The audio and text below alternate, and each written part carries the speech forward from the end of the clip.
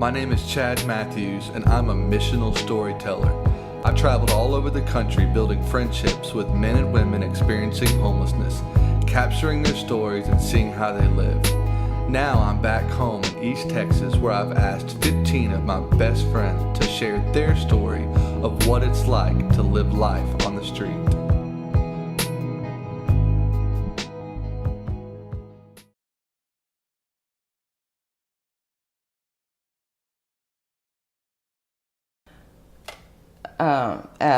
At age 19, I was raped by a family friend. It was my mom's best friend's son, and my best friend and I had gone over to his apartment. We were just supposed to hang out with them, and as teenagers sometimes do, we had a drink, and these guys handed us these drinks.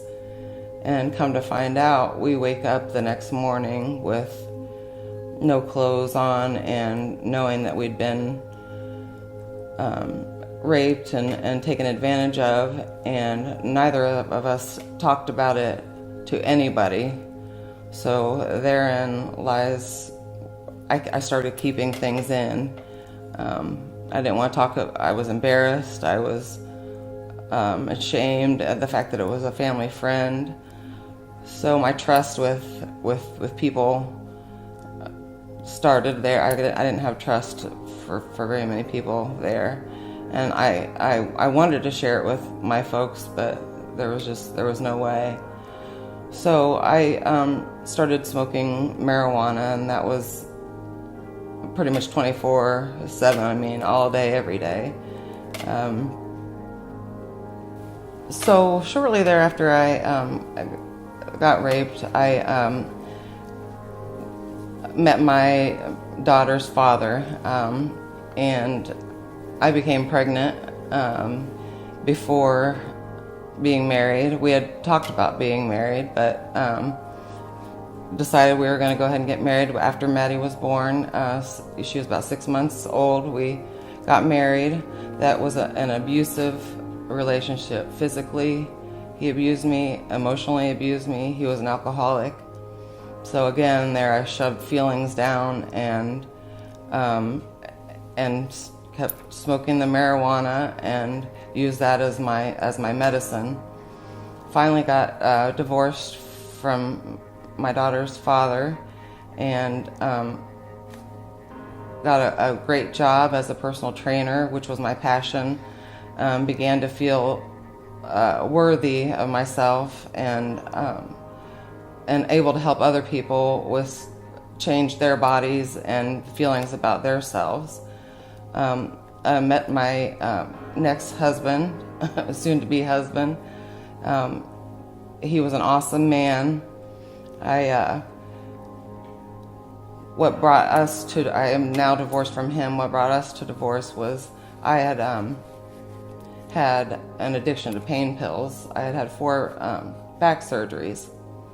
And after my 3rd back surgery, I lost my father to a brain tumor, and I started taking my pain medicine as an emotional Band-Aid.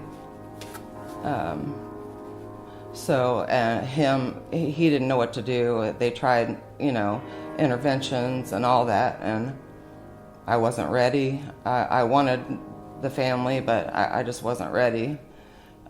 So it took them, he and my daughter, leaving to go stay at her father's house, really for me to go deal with that addiction.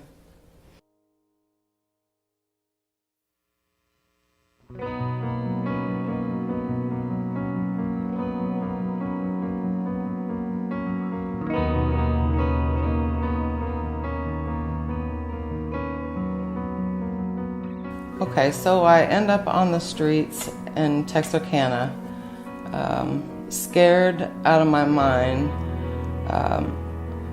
Drug addicts, alcoholics, people laying on tents without tents, passed out, scared to death. and ended up sleeping in a tent with my boyfriend for 3 months, and it was terrible. It was the worst experience ever. I was so scared. That's the only way I can describe it is scared.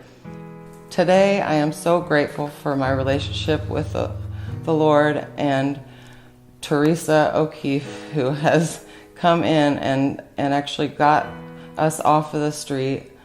She allowed me to stay in her home. I have, with the help of Pastor Cody and several people from our church, I have almost a full-time job between 4 houses to clean and a home health care.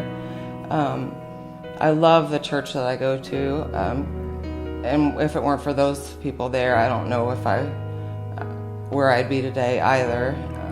To all the ladies out there who have been molested, raped, abused in some way, there is life after that, and it does, I think, sometimes make you feel worthless, but you're not worthless. You need to trust in the Lord and trust in maybe one other person to let your story out.